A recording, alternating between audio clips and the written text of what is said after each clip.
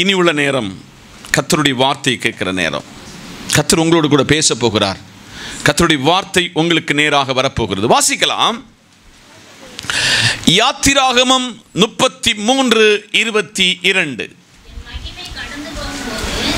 என் மகிமை கடந்து போகும் பொழுது நான் உன்னை அந்த கன்மலை வெடிப்பிலே வைத்து நான் கடந்து போகும் மட்டும் என் கரத்தினால் உன்னை மூடுவேன். என் கரத்தினால் உன்னை மூடுவேன். கண்களை மூடுவோம், செபிப்போம். மகா பரிசுத்தரும் நீதிபரருமாயிருக்கிற நல்ல பிதாவே, வார்த்தை உம்முடையது. வார்த்தையின் மறைப்பொருளை பரிசுத்த ஆவியானவரே நீர் எங்களுக்கு வெளிப்படுத்தி தாரும். ஜனம் ஆவலோடு எதிர்பார்ப்போடு உங்களுடைய பாதத்தில் வந்திருக்கிறார்கள்.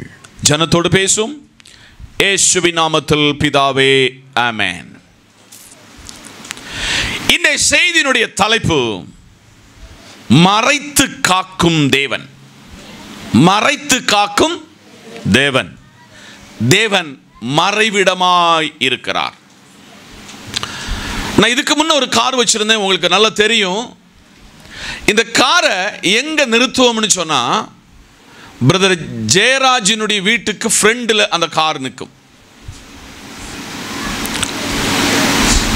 ஒரு நாள் மனதில் ஏவப்பட்டேன், இன்னைக்கு காரை இங்கே நிறுத்தக்கூடாது. ஆவியில் ஏவப்பட்டேன். நான் அந்த காரை அங்கே நிறுத்தலை, நேர கொண்டு இங்கே பக்கத்தில் கொண்டு விட்டுட்டு வந்துட்டேன். இரவில் அந்த மரம் 99% அந்த முருங்கை மரம் ஒடிஞ்சு என் காரு நிற்கிற இடத்தில் விழுந்து கிடந்ததை என் கண்கள் கண்டது. அப்பொழுது நான் உணர்த்தப்பட்டேன், என் மேல, என் உடைமையின் மேல, என் ஊழியத்தினுடைய வாகனத்தின் மேல கர்த்தர் எவ்வளவு கரிசனையாய் இருக்கிறார் என்று நான் உணர்ந்து கொண்டேன். இந்த காலையிலே நாம் வாசித்த தேவ வசனம் ஒரு பெரிய விளக்கத்தை நமக்கு தரப்போகிறது. என் மகிமை கடந்து போகும். தேவனுக்கென்று ஒரு மகிமை இருக்கிறது, கிறிஸ்துவுக்கென்று ஒரு மகிமை இருக்கிறது, பரிசுத்த ஆவிக்கு என்று ஒரு மகிமை இருக்கிறது. என் மகிமை கடந்து போகும்.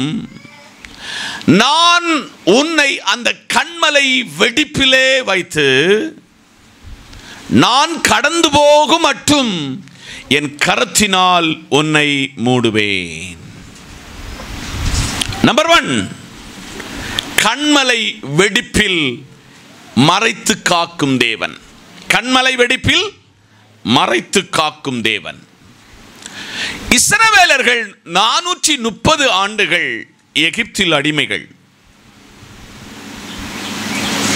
அந்த அடிமைத்தன வீட்டிலிருந்து 40 ஆண்டுகளுடைய பிரயாணத்தின் மத்தியிலே கர்த்தர் உரைத்த வார்த்தையாகும் நாம் இன்றைக்கு கேட்டு வாசித்த வசனம். என் மகிமை கடந்து போகும் பொழுது நான் உன்னை அந்த கன்மலை வெடிப்பில் வைத்தேன். கன்மலை வெடிப்பு என்பது உயரமான இடம், பாதுகாப்பான இடம், சத்துரு கடந்து செல்ல முடியாத ஒரு இடம். அந்த கன்மலை வெடிப்பில் நான் உன்னை வைத்தேன். நான் கடந்து போகும் மற்றும் என் கரத்தினால் உன்னை மூடுவேன். அல்லேலூயா. தேவனை ஒருவனும் ஒரு காலம் பார்த்திட முடியாதவர். இந்த காலை வேளையிலே பரிசுத்த ஆவியானவர் சபையோடு சொல்கிறார், என் மகிமையை வேறொருவனுக்கு நான் கொடுக்க மாட்டேன். என் மகிமை உங்களை பாதுகாத்து கொள்ளும். அது கன்மலை வெடிப்பில் வைத்து கடந்து போகும் பொழுது என் கரத்தினால நான் உங்களை மூடுவேன். உங்க கை எப்படி பார்த்து சொல்லுங்க. உங்க கை எத்தனை காரியங்களை மூடிக்கொள்ளும், மறைத்து கொள்ளும். மிஞ்சி போன ஒரு லட்டுக்குள்ள உங்க கை மறைச்சி மூடி வைக்க முடியும். சாக்லேட் மூடி வைக்க முடியும், ஆனால் நான் பிரசங்கிக்கிற தேவனாகிய கர்த்தரோ பூமியில் உள்ள சகல ஜனங்களையும் அவருடைய கண்மலையினால கரத்தினால அவர் நம்மை மூடிக்கொள்ளுவார் என்று ஆவியானவர் உரைக்கிறார். இன்னும் ஒரு வசனத்தில் உங்களுக்கு இதனுடைய விளக்கத்தை தருவதற்கு ஜெபத்தோடு நிற்கிறேன். வாசியுங்கள், உபாகமங்களின் புத்தகம் 32:11 வசனம். நல்ல கவனிக்க வேண்டும். கழுகு தன் கூட்டை கலைத்து தன் குஞ்சுகளின் மேல் அசைவாடி தன் செட்டைகளை விரித்து அவைகளை எடுத்து அவைகளை தன் செட்டைகளின் மேல் சுமந்து கொண்டு போகிறது போல. கரங்களை தட்டி கர்த்தருக்கு ஸ்தோத்திரம். இங்க இருக்கிற அம்மாமாருக்கு ஒரு நல்ல பழக்கம் இருக்கிறது. கோழி வாங்கி கோழிய அட வச்சு இந்த கோழி குஞ்சை பொரிச்சு விட்டு என்ஜாய் பண்ணுகிற சந்தோஷப்படுகிற அம்மாமார் இதுக்குள்ள இருக்கிறாங்க. அது எங்க ஊர்ல அட வைக்கிறத உங்களுக்கு சொல்ல போறேன்.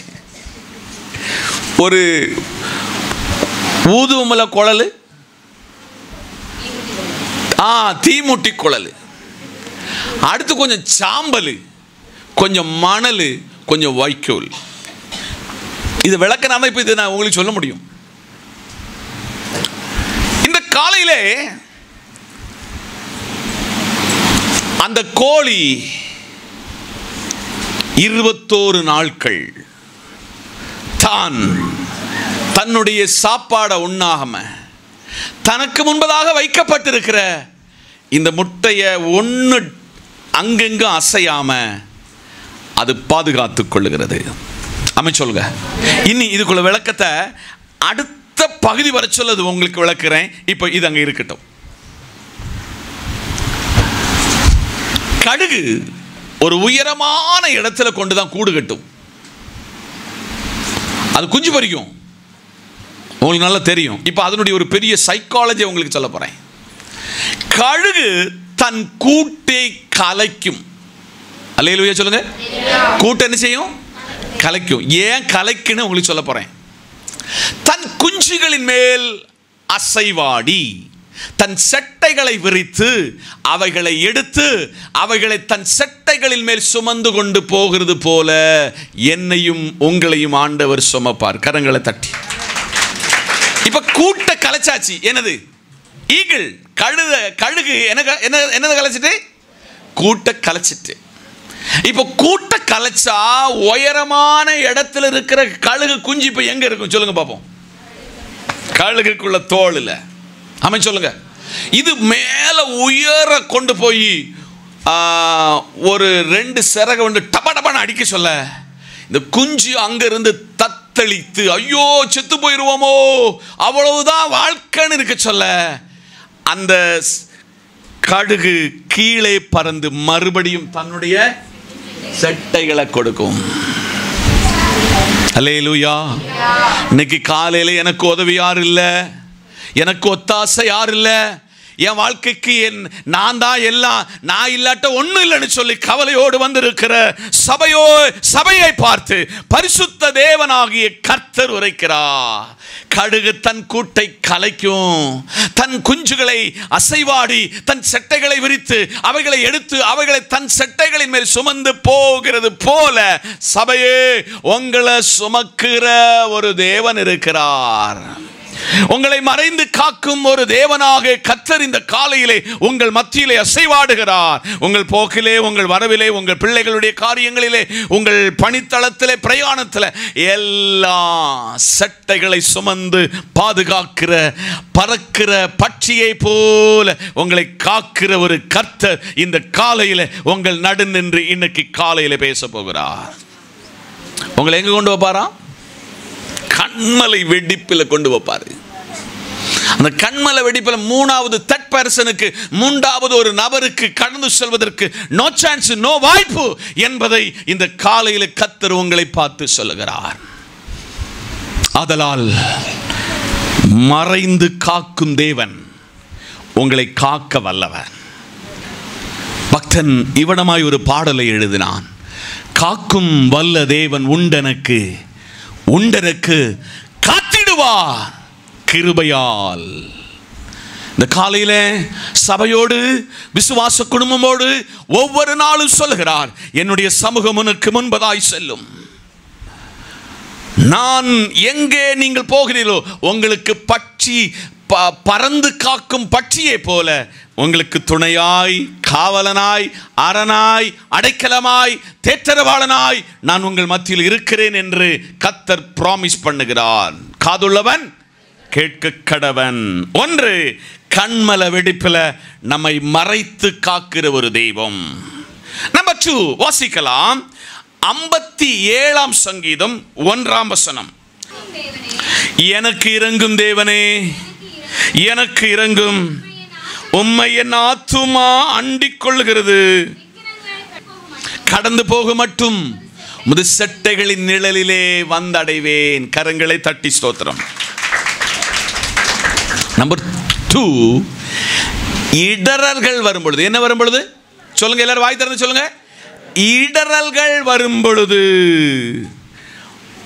மறைத்து காக்கும் தேவன் நம்முடைய தேவன். ஆமென் சொல்லுங்க.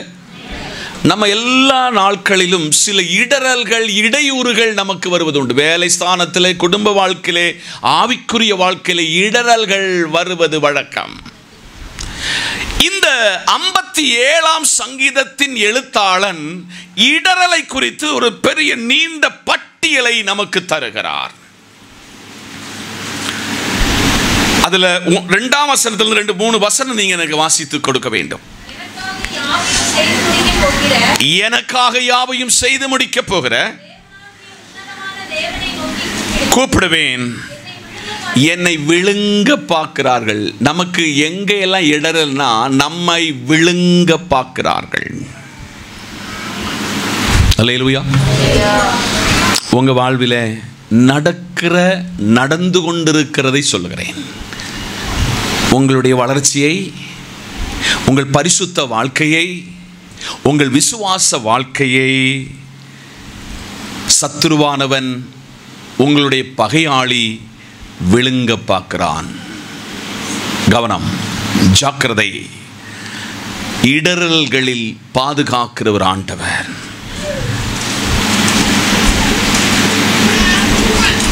இரண்டாவதாக அந்த வசனம் என்ன சொல்கிறது என்றால், தேவனாகிய உன்னதமான தேவனை நோக்கி கூப்பிடுவேன். இடரல் வரும் பொழுது, நெருக்கம் வரும் பொழுது, பிரச்சனை வரும் பொழுது நீங்கள் கூப்பிடுகிற இடம் அது கர்த்தருடைய சமூகமாக இருக்கணும். அல்லேலூயா சொல்லுங்க.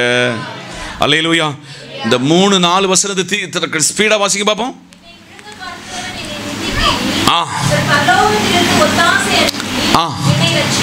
கரங்களை தட்டி உங்களை யாரெல்லாம் விழுங்க பார்க்கிறாங்களோ, யாரெல்லாம் உங்களை இல்லாமலாக்க விரும்புகிறார்களோ, பரலோகத்திலிருந்து காக்கிற, பறந்து காக்கிற ஒரு தேவன் நமக்குள்ளே இருக்கிறார்.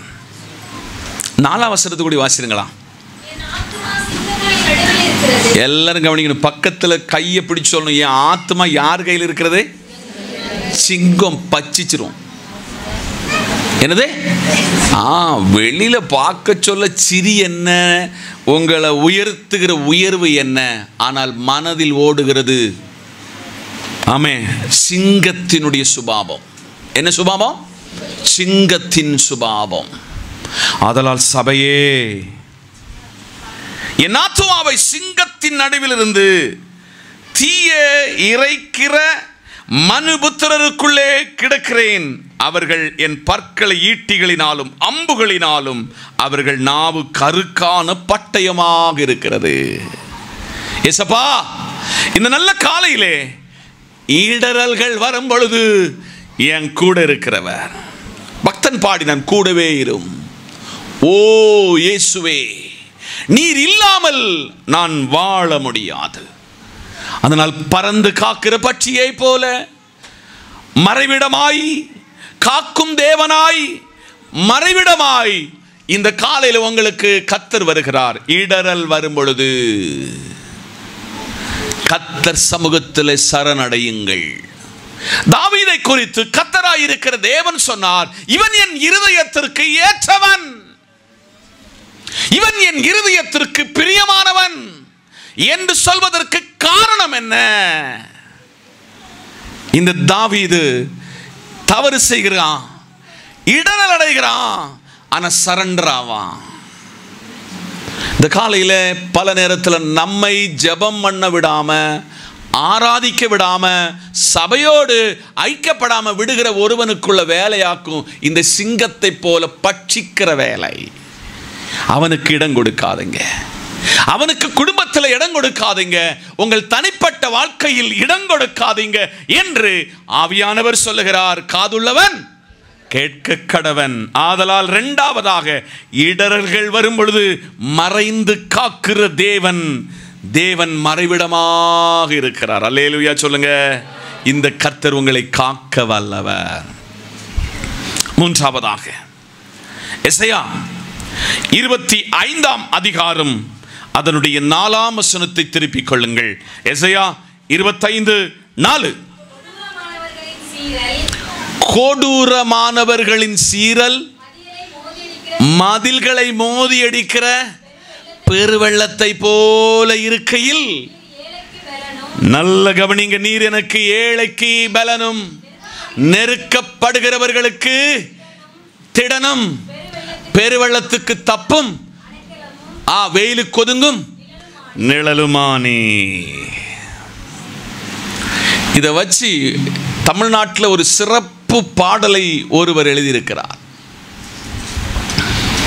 அல்லேலூயா. வயது முதிர்ந்தவர், வேதத்தில் பழுத்த பழம், அவர் இதை குறித்து ஒரு பாடலை எழுதியிருக்கிறார்.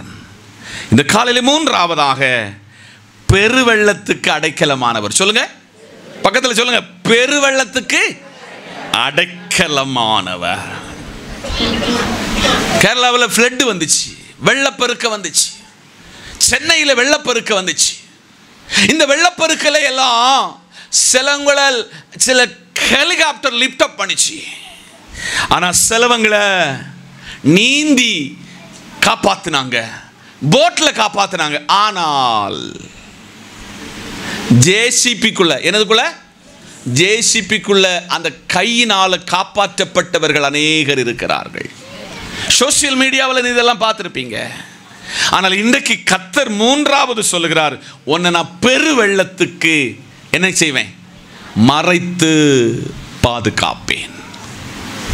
இந்த வசனத்தில் நம்ம கொஞ்சம் நேரம் பிரயாணிக்க போறோம். நம்முடைய பிரசங்கத்தில் இந்த வசனத்தோடு நம்ம பிரயாணிக்க போகிறோம். கொடூரமானவர்களின் சீரல் மதிலை மோதி அடிக்கிற இந்த உலகம் ரொம்ப மோசமானது. நீங்க சம்பாஷித்துக் கொண்டிருக்கிற சகல மனுஷனும் பலரில் கொடூரமானவர்கள். அவர்கள் வெள்ளத்தை போல இருக்கிறார்கள். காட்டாட்டு வெள்ளம் உங்களுக்கு தெரியுமா? நம்ம ஊர்ல பக்கத்தில் ஓடுகிற குண்டாறினுடைய தண்ணி அல்லது, அது ஆர்ப்பரித்து வரும். கொடூரமானவர்கள் இந்த வெள்ளப்பெருக்கை போல உங்களை சிக்குண்டு கொடுப்பதற்கு, இல்லாமலாக்குவதற்கு பிரயாசிக்கும் பொழுது கர்த்தர் சொல்லுகிறார், நான் ஏழைக்கு பலன். சொல்லுங்க, யாருக்கு? ஏழைக்கு பலன். இன்னைக்கு காலையில் எந்திக்க சொல்ல உங்களுக்கு எத்தனை பேருக்கு உங்க சரீரத்தில் ஒரு வாரம் வேலை செய்தல எந்திக்க முடியாம இருந்தீங்க? இன்னைக்கு ஒன்று ஆப்சண்ட் போட்டுருவோம். உடம்பு அவ்வளவு வலி. என்கிட்ட ஒரு பிரதர் சொன்னார், பாஸ் 33 நாள் லீவ் எடுக்காம வேலை பார்த்துக்கிட்டு இருக்கேன், உடம்புல சரீரத்தில் வேதனை இருக்கிறது. நான் வர சொன்னேன், 6 நாள் தான் நம்ம நாள். 6 நாள், ஒரு நாள் கர்த்தருடைய நாள். அந்த நாளுக்கு உரிய கனத்தை நம்ம கர்த்தருக்கு கொடுக்கணும், 2 இந்த சரீரத்துக்கு கொடுக்கணும். ஆமென். எத்தனை பேர் உள்வாங்குதீங்கன்னு தெரியாது. அல்லேலூயா. தமிழ்ல ஒரு பழமொழி சொல்லுவாங்க, செவர் இருந்தாதாயா என்ன எழுத முடியும்? சித்திரம் எழுத முடியும். உங்க போதகர் ரொம்ப அலைகிற ஒரு மனுஷன், ஆனால் எனக்கு ஓய்வெடுக்க வேண்டிய நேரத்தில் நான் ஓய்வெடுக்காவிட்டால் இந்த சரீரம் என்ன பார்த்து சொல்லும், ராஜா நாளை ஓட முடியாது, உன் சரீரத்தை ஒன்று பேணி பாதுகாத்துக்கொள் என்று இந்த சரீரம் என்னை பார்த்து சொல்லும். இது எனக்கு மட்டும் உரிமையான சொத்தல்ல, என் கூட பயணிக்கிற உங்களை சகலருக்கும் உரியது. உங்க உடம்பு உங்களுடைய சொத்து என்பதை மறந்து விடாதீர்கள். ஏழைகளுக்கு பலனும் நெருக்கப்படுகிற எளியவனுக்கு திடனும். குடும்பத்தில் எங்க தட்டுனாலும் தோல்வி, நினைச்ச நிலையில வளர முடியலை என்று அழுது கொண்டிருக்கிறீர்களோ, துக்கப்பட்டு கொண்டிருக்கிறீர்களோ, எளியவனுக்கு திடனாய், பெருவெள்ளத்துக்கு உங்களை தப்புவிக்கிற அடைக்கலமாய், வெயிலுக்கு ஒதுங்குகிற ஒரு நிழலாய். இந்த காலையிலே பெருவெள்ளம் போல பிரச்சனைகள், அந்த பெருவெள்ளத்தின் இரைச்சல் வருகிற வெள்ளத்தை போல உங்களை தப்புவிக்க அடைக்கலமாய். கையை பக்கத்தில் பிடிச்சு சொல்லுங்க, அடைக்கலமாய். என்கிட்ட அடைக்கலமா வந்த ஒருத்தனை நான் கைவிட்டதில்லை, தள்ளினதில்லை. அடைக்கலமாய் உங்களுக்கு வருவேன். என் அப்பாவுக்கு ஒரு பெயர் உண்டு, அவர் ஒரு அடைக்கல பட்டணம். ஆமை சொல்லுங்க. என் ராஜாதி ராஜாவுக்கு ஒரு பெயர், அவர் அடைக்கல பட்டணம். அடைக்கல பட்டணமாய் உங்களுக்கு முன்னே பயணிக்க என் தேவனாகிய கர்த்தர் விரும்புகிறார். நேசித்தவர்கள் கைவிட்டார்கள், உறவுகள் வாக்குறுதி சொன்னவர்கள் கைவிட்டார்கள். சிலர் பிராமிஸ் நேருக்கு நேர் சொன்னாங்க, இன்னைக்கு அவங்க எல்லாம் என் கையில் இல்ல ஆண்டவரே, நீர் மாத்திரம் அடைக்கலாப்பா. அந்த வசனத்தில் கடைசி பகுதி என்னை ரொம்ப டச் பண்ணிச்சு. நான் முதல் சர்வீஸ்ல சொன்னேன், இந்த சர்வீஸுக்கு சொல்லுதேன், வெயிலுக்கு ஒதுங்கும் நிழலாய் இருக்கிறார். நீங்கள் ஒரு வனாந்திரத்தில் பிரயாணித்துக் கொள்கிறீர்கள் என்று வைத்துக் கொள்ளுங்கள். தூரம் வச்சு ஒரு மரத்தை பார்த்துட்டீங்க, அந்த மரத்தை கடந்து போயிருவீங்களா? கொஞ்ச நேரம் இருந்து உட்கார்ந்திருந்து இளைப்பாறுகிறது போல என் ராஜாதி ராஜா சொல்லுகிறார், இந்த ஆண்டின் 3 மாதத்தை முடித்து 4ஆம் மாதத்துக்குள் பிரவேசித்து இருக்கிற தேவ பிள்ளையே, வெயிலுக்கு ஒதுங்குகிற ஒரு நிழலாய் என் தேவன் உங்களுக்கு முன்னே சஞ்சரிக்க விரும்புகிறார். பெருவெள்ளத்தில் அவர் அடைக்கலம். சொல்லுங்க, பெருவெள்ளத்தில் அடைக்கலமாயிருக்கிறார். அமை சொல்லுங்க. எலியா 400க்கும் மேற்பட்டவர்களை கொன்னுட்டான். அவன் ஒரு சூரச்செடியில அவன் சொன்ன ஒரு வார்த்தை, போதும் ஆண்டவரே, என் முற்பிதாக்களை விட நான் ஒரு பெரிய ஆள் அல்ல ஆண்டவரே, என் ஜீவனை எடுத்துக்கொள்ளும். அவங்கிட்ட முகமுகமாய் கர்த்தர் பேசி சொன்னாரு, நான் உனக்கு நிழலாக இருந்து நான் சொல்லுகிற காரியத்தை நீ செய்யணும். நீ சஞ்சரிக்க வேண்டிய தூரம் வெகு தூரம். பல நேரத்தில் மாத்திரை எடுத்தவங்க, மருந்து எடுத்தவங்க, பல நேரத்தில் தூக்கு கயிறு எடுத்தவங்க இதுக்குள்ள உண்டு. உங்களை பார்த்து கர்த்தர் சொல்றாரு, உனக்கு வெயிலுக்கு ஒதுங்குகிற ஒரு நிழலாய் நான் உங்களோட இருப்பேன். உற்றவர் உடையவர், நண்பர்கள், இனஜன பந்துக்கள், நேசித்தவர்கள், நம்மிடத்திலிருந்து நன்மை பெற்றவர்கள் கண்டும் காணாமல் போகும் பொழுது இந்த தேவன் சொல்லுகிறாரு, கரங்களை தட்டி, வெயிலுக்கு என்னதுக்கு, வெயிலுக்கு ஒதுங்குகிற நிழலாயிருப்பேன். இந்த பாடலை சேர்ந்து பாடலாமா? சிறகுகளில் நிழல் தனிலே இளைப்பாறுவேன். சேர்ந்து பாடலாமா? ஆமென் சொல்லுவோம். ஆமென், ஆமென். போதும். அல்லேலூயா. நம்பி பயணிக்கிற நிழல் தண்ணிலே நிற்கிற, மறைந்து காக்கிற தேவன் மறைவிடமாய் உங்களுக்கு இருக்கிறார். இந்த காலையிலே நாலாவது ஒரு பெரிய சம்பவத்தை உங்களுக்கு அறிவிக்க போகிறேன். இதை உள்வாங்கி உங்க வீட்டுக்கு நீங்க போகணும். வாசிக்கலாம். எசையா 51:16. நான் வானத்தை நிலைப்படுத்தி பூமியை அஸ்திபாரப்படுத்தி சீயோனை நோக்கி நீ என் ஜனம் என்று சொல்வதற்காக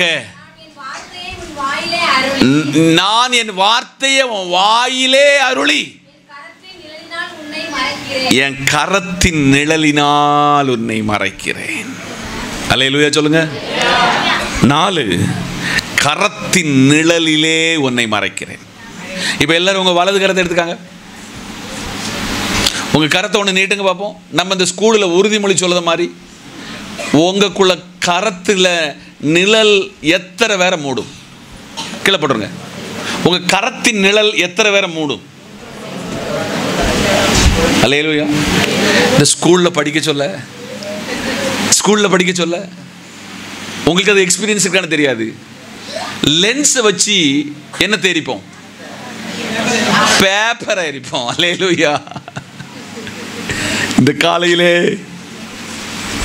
உங்க கரம் என் கரம் ஒரு காரியத்தை மறைக்க முடியாது. ஆனால் நான் பிரசங்கிக்கிற தேவனாகிய சர்வ வல்லமை உள்ளவர். நான் வானத்தை நிலப்படுத்தினேன். நாசாவுக்கு போயிட்டு வந்த இந்தியா வம்சாவளி அந்த அம்மா பேர் என்ன? சுனிதா வில்லியம். அவங்க சொன்னாங்க, நான் வேலை வானத்திலிருந்து பார்க்க சொல்ல இந்தியா ஒரு அழகான ராஜ்யம். சீக்கிரத்தில் நான் இந்தியாவுக்கு வருவேன். இப்பதான் அம்மாவுக்கு தெரிஞ்சிச்சு, இந்த உலகத்தினுடைய நாடுகளை ஆண்டவர் அழகுபடுத்தி வைத்திருக்கிறார். The word of God. நான் வானத்தை நிலைப்படுத்தி வச்சேன், பூமியை நான் அஸ்திவாரப்படுத்தினேன். சியோனை நோக்கி நீ என் ஜனம். சகோதரா சகோதரி, உங்களுக்கு ஒரு ரிலேஷன்ஷிப் கத்துதான். நீங்க என் ஜனம், நீங்க என் ஜனம். நான் என் வார்த்தையை வாயில் என்ன செய்தேன்? அருளினே. அல்லேலூயா. இந்த வெத்தலை போடுற தாத்தா பாட்டி,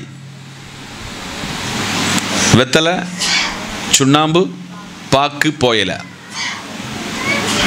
என்ன பேச்சு கொடுத்தாலும் இப்படி வச்சுட்டு அடிச்சுட்டு வாயில் இதுதான் இருக்கும். அதை விட ஃபேமஸ், பிரதர் எங்கே போயிட்டு வரேன்? இந்த சும்மா அங்கே போயிட்டு வந்தேன், பேங்க் போயிட்டு வந்திருப்பாரு, துட்டு பாசு கேட்டுருவாருன்னு சொல்லி சும்மா போயிட்டு வந்தேன். வாயில் வச்சிருக்கிறது பொய். இன்னைக்கு காலையில் தேவனுடைய சத்தம், தேவனுடைய வார்த்தை உன் வாயில் என்ன வச்சிருக்கிறேன்? நம்ம வாயிலிருந்து கெட்ட வார்த்தை, கொட்டாயி, பொய், புத்தலாட்டம். உங்களை சொல்ல, நீங்க கண்மணிகள். அல்லேலூயா. இந்த காலையிலே உன் வாயிலே என் வார்த்தையை வச்சிருக்கேன். துக்கத்தோடு வந்தாங்கன்னா, சிஸ்டர் கவலைப்படாங்க, நாங்க இருக்கோம், வேதம் இப்படி சொல்லுது. எத்தனை பேர் சொல்லுது? வந்தவன் உள்ள சமாதானத்தை உங்ககிட்ட வந்துட்டு கெட்டுட்டு போயிடுவான். அவங்க அழ சொல்ல, நம்ம அங்க அழுது நடிப்போம் தெரியுமா? அங்க தைரியப்படுத்தணும். எதை வச்சு?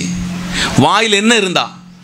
தேவ வசனம் இருந்தால் வசனத்தை தேற்றுவோம். என் லைஃப்ல நடந்த ஒரு சம்பவம். ஆரியங்காவலுக்கு பக்கத்தில் கழுதுருட்டின்னு ஒரு ஊர் இருக்கு. நானும் ஒரு பிரதர் சேகர், ரொம்ப டியரஸ்ட். இப்போ சேகர் பிரதர் நல்ல விசுவாசத்தில் வளர்கிறவர், தசமபாகலாம் கரெக்டாக கொடுக்கிறவர். இப்போ என்ன சொல்ல, தெய்வம் இல்லை பாஸ்டர். ஆறு இல்லை, தெய்வம் இல்லை. கூட்டுக்கு ஒரு தடவை கூட்டிட்டு வந்திருக்கிறாரு. அவர்கிட்ட கர்த்தர் என் கூட என் வாயில் இருந்த வார்த்தையை பேச வச்சாரு. ஒரு 2 வாரம் கழிஞ்சு சொல்லுறாரு, பாஸ்டர் என் கூட வந்த சகோதரன் என்கிட்ட ஒரு சாட்சி சொன்னாரு, பிரச்சனை தீர்க்க வந்தவர் நீரியா, கூட வந்தவன் நானு. ஆனா என் வாழ்க்கையில் உள்ள சகலத்தையும் கர்த்தர் பிட்டு பிட்டு உங்களை வச்சு உங்ககிட்ட பேசினாரு. ஆனா பேசினது எனக்காக பேசினார். கரங்களை தட்டி நல்ல ஒரு விசுவாசியாய், கர்த்தருக்கு பயப்படுகிற ஒரு மனுஷனாய் கர்த்தர் அவரை இப்ப தமிழ்நாட்டில் கொண்டு வச்சிருக்கிறாரு. இன்னைக்கு காலையிலே உன் வாயில் என்ன வச்சிருக்கிறேன் நான்? நம்ம என்ன சொல்லணுமா? என் வாயிலிருந்து எதுவும் கேட்டுட்டு போயிடாத. என் வாயிலிருந்து இனி நீ ரொம்ப நேரம் பேசினா என் வாயிலிருந்து எல்லாம் கக்க வேண்டி வரும். இந்த வாய் இன்னைக்கு ஆவியானவர் சொல்லுகிறார், மகனே மகளே, உன்னை நான் இந்த ரெட்டிப்புக்குள்ள கொண்டு வந்து சபைக்குள்ள கொண்டு வந்து ஏன் வச்சிருக்க தெரியுமா? உன் வாயில என்னதை கொண்டு வச்சிருக்கிறேன்? என் வார்த்தைய. போயிரு, கெட்ட வார்த்தை பேசுறோம், போயிரு, நம்ம அடிக்கிற ஸ்டைல. இன்னைக்கு காலையில் கர்த்தர் சொல்லுகிறாரு, உன் வாயில என் வார்த்தையை வச்சிருக்கிறேன். உன் வாயில என் வார்த்தை. என் வார்த்தை அல்லாம உன் வாயில என்ன வரக்கூடாது? வீண் வார்த்தைகள் வரக்கூடாது. நம்ம அடிக்கடி தமிழ்ல ஒரு பழமொழி சொல்லுவோம், எலும்பு இல்லாத நாக்கு பாஸ்டர். அது அங்கேயும் வளைஞ்சு பேசும், இங்கேயும் வேண்டாம். உங்க வாயில வர வேண்டியது சத்திய வசனம். சத்திய வசனம். கர்த்தர் எலியா கிட்ட சொன்னாரு, நீ சஞ்சரிக்க வேண்டிய தூரம் வெகு தூரம். அந்த வார்த்தை கூட்டிக்கிட்டே போயிட்டார் அவரு. அவர் அல்லேலூயா சொல்லுங்க. நீ சஞ்சரிக்க வேண்டிய தூரம், நான் ஒரு நாளிலே மேக மண்டலத்தில் வருவேன், அப்போ உன்னை நான் கூட்டிட்டு வருவேன். இந்த காலையிலே தேவன் சொல்கிறார்,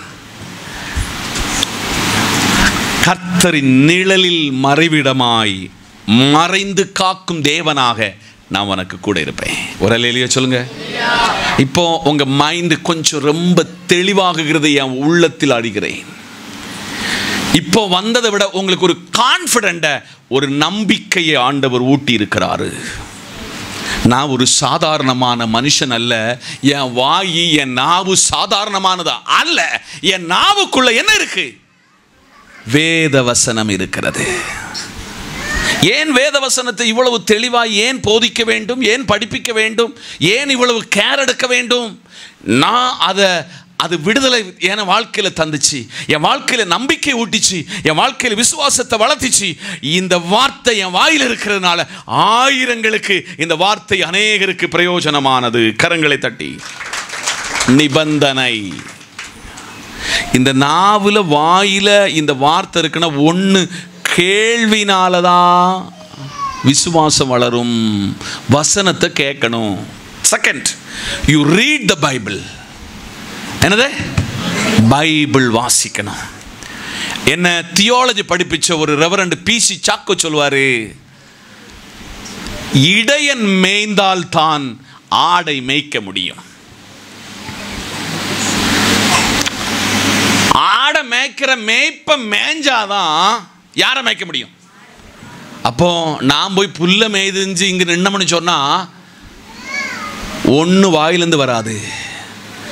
நான் இந்த வேத வசனத்தை தேடி தேடி தேடி தேடி தேடி வாசிக்க வேண்டும். நான் இந்த மகா பரிசுத்த ஸ்தலத்தில் நிற்கும் பொழுது என்கிட்ட இருக்கிற இந்த மந்தைக்கு சத்தியத்தை, அவருடைய வாழ்க்கையினுடைய தரத்தை உணர்ந்து, அவருடைய வாழ்க்கையினுடைய சைக்காலஜியை அறிந்து அவரிடத்தில் பேசணும்னா இதுல மேயணும். அப்போ உங்களுக்கு மற்றவங்களை விசுவாசத்தில் நடத்துவதற்கு, பரிசுத்தத்தில் நடத்துவதற்கு உங்க நாவுக்குள்ள என்ன வைக்கணும்? வேத வார்த்தை. இப்போ ஒரு கோழி குஞ்சு காரியத்தை இன்ட்ரோடக்ஷன் சொன்னேன். இப்போ மறுபடியும் நம்ம அதுக்குள்ள போறோம். ஆமென். அல்லேலூயா. மத்தேயு 23:37. மத்தேயு 23:37. எருசலேமே எருசலேமே, தீர்க்கதரிசிகளை கொலை செய்து உன்னிடத்தில் அனுப்பப்பட்டவர்களை கல்லெறிகிறவளே, கோழி தன் குஞ்சுகளை தன்னுடைய சிறகுகளிலே கூட்டி சேர்த்து கொள்ளு வண்ணமாக நான் எத்தனை தரமோ உன்னை பிள்ளைகளை கூட்டி சேர்த்து கொள்ள மனதாயிருந்தேன், உங்களுக்கோ மனதில்லாமல் போயிட்டு. கொஞ்சம் இந்த வசனத்தில் ஏன் கூட நீங்கள் பயணித்தாக வேண்டும். கர்த்தர் உங்ககிட்ட இந்த வசனத்தில் ஒரு பெரிய ரகசியத்தை சொல்ல போகிறாரு. 21 நாள் ஒரு தாய் கோழி. சில கோழிகள் தன் முட்டையிட்டதை மற்றவங்களுக்கு யாருக்கு தெரியப்படுத்தாம வீட்டுக்கு பக்கத்தில் ஏதோ ஒரு பாதுகாப்பான இடத்துல அது முட்டை இடுகிறது. வீட்டில் இந்த கோழி குஞ்சை பயங்கர திட்டு, நீ இவ்வளவு நாள் உனக்கு நான் நெல் போடுதேன், அரிசி போடுதேன், என்ன கொடுக்க மாட்டேங்க, முட்டை கொடுக்க மாட்டேங்க. அது தன்னுடைய சரீரத்தினுடைய சகல சூட்டை, ஹீட்டை அந்த கோழிக்குள்ள முட்டைக்குள்ள இணைச்சி பிடிச்சி தன்னுடைய சூடு மொத்தம் அதுக்கு கொடுத்து 21 நாள் கழிந்த உடனே இந்த அப்பாவுக்கு அம்மாவுக்கு தெரியாம அது ஒரு 21 கோழி குஞ்சுகளை என்ன செய்யுது, கூட்டிக்கிட்டு வருது. அல்லேலூயா. என்ன என்ன என்ன எப்படி கூட்டிட்டு வருது? கூட்டிட்டு வருது. அப்பா அழகு பார்க்க சொல்ல அது ஒரு சத்தம். அதுக்குள்ள கோழி குஞ்சுக்குள்ள சத்தம் தெரியுமா உங்களுக்கு இது? ஆனா இந்த கோழி தன்னுடைய குஞ்சுகளுக்கான இரையை ஆங்காங்கு போய் கொத்தி கொத்தி கொத்தி கொத்தி கொத்தி, யாரும் படிப்பிச்சு கொடுக்கல, கொத்தி கொத்தி கொத்தி கொத்தி கொத்தி கொண்டு கொடுத்துக்கிற சொல்ல மேலே ஒரு ஈகிள், ஒரு கள்ளப்பிராந்து, பருந்து, எஸ் பருந்து. இந்த பருந்து வர சொல்ல இது தன்னுடைய சொந்த ஜீவனுடைய சரீரத்தினுடைய சகல சக்தியை கொடுத்து அது கடகடா கடகடா கடகடா அடிச்சு ஒரு சத்தம் கூட்டு இதை அவ்வளத்தையும் எங்க கொண்டு சேர்க்குது, சிறகுகளுக்குள்ளே சேர்க்கிறது. அல்லேலூயா. அந்த மேல நிற்கிற பறவை 18 பைத்திட்டு ஒரு குஞ்சை என்ன செய்ய முடியல, லிஃப்ட் அப் பண்ண முடியல. இன்னைக்கு காலையில் கர்த்தர் சொல்லுகிறாரு, மகனே மகளே, அவருடைய சிறகுகளின் கீழ் நீ பாதுகாப்பானவனாய் இருக்கிறாய். எருசலேமே எருசலேமே, தீர்க்கதரிசியை நீ கொலை செய்த. ஒரு ஊர்ல ஒரு தீர்க்கதரிசி இருந்தால் தேவன் சொன்னதை சொல்லி வருவான். தீர்க்கதரிசிகளை அற்பமாய் எண்ணாதிருங்கள். அவர்களை கல்லறிந்தார்கள். கோழி தன் குஞ்சுகளின் தன் சிறகுகளின் கீழே கூட்டி சேர்த்து கொள்ளும் வண்ணமாக நான் எத்தனை தரமோ நான் பிள்ளையே உன்னை நான் கூட்டி சேர்த்தேன். ஆனால் நீ இதுக்குள்ள இல்லாம நீ வெளியில போய்கிட்டு இருக்கிறாய். இங்க வர சொல்ல உனக்கு ஜெபம் இருக்கிறது, இங்க வரக்க சொல்ல உனக்கு விசுவாசம் இருக்கிறது, இங்க இருக்க சொல்ல பரிசுத்தம் இருக்கு. ஆனா இங்கிருந்து போன இது மூணுமே இல்லை சகோதரா, மூணுமே இல்லை. வாய்க்கு வந்த மாதிரி டபுள் மீனிங்கில் பேசுவோம், வாய்க்கு வந்த மாதிரி தேவனுக்கு பிரியமல்லாத நடக்கிறோம். கர்த்தர் சொல்கிறாரு, ஒரு கோழி தன்னுடைய இறகுகளில் சிறகுகளிலே பாதுகாத்து கொள்ளுகிறது போல உன் ஆயுசு நாட்கள் இன்னைக்கு வர காத்தேன், இனியும் நான் காப்பேன். அல்லேலூயா. மறைந்து காக்கிற தேவனுடைய கரம் உங்களுக்கு மறைவிடமாக இருக்கிறது என்று ஆவியானவர் சொல்லுகிறார். இன்னைக்கு கர்த்தர் உங்களை பார்த்து சொல்றார், மகனே மகளே, எத்தனை ஆபத்திலிருந்து நான் உன்னை விடுவிச்சேன், எத்தனை விபத்திலிருந்து உன்னை ஜீவனை காத்தேன், எத்தனை வியாதியிலிருந்து உன்னை காத்தேன். நீ ஒரு நன்றியாவது வந்து தேவாலயத்தில் நேரப்பட வந்து சொல்லுதாயா, தேங்க் காட்னு சொல்லுதாயா? ஒரு நாளை தொடங்க சொல்ல ரொம்ப பேர் உறக்கத்தில் மரித்து போகிற ஸ்தானத்தில் சுகத்தோடு நல்ல ஆரோக்கியத்தோடு உங்களை கொண்டு வந்திருக்கிறாரே. கோழி தன் குஞ்சுகளை சிறகுகளிலே கூட்டி சேர்த்து கொள்ளுகிற வண்ணமாக கர்த்தர் உங்களை கூட்டி சேர்த்து வருகிறார். அதனால் இன்னைக்கு காலையில் 5 காரியம். எத்தனை காரியம்? 5 காரியம். நம்பர் 1, கண்மலை வெடிப்பிலே மறைத்து காக்கும் தேவன். நம்பர் 2, இடரல் வரும் பொழுது மறைத்து காக்கும் மறைவிடம். 3, பெரும் வெள்ளத்துக்கு உங்களை தப்புவித்து மறைத்து காக்கும் தேவன் மறைவிடம். 4, கர்த்தருடைய சிறகுகளின் நிழலிலே மறைத்து காக்கும் தேவன் அடைக்கலம். 5, கர்த்தர் சிறகுகளின் நிழலில் உங்களை பாதுகாத்து மறைத்து காக்கிற ஒரு தெய்வம் இந்த இடத்துக்குள்ள இருக்கிறாரு. நீங்க எந்த நிலையில இந்த ஆலயத்துக்குள்ள உள்ள பிரவேசித்தீங்கன்னு எனக்கு நல்லா தெரியாது.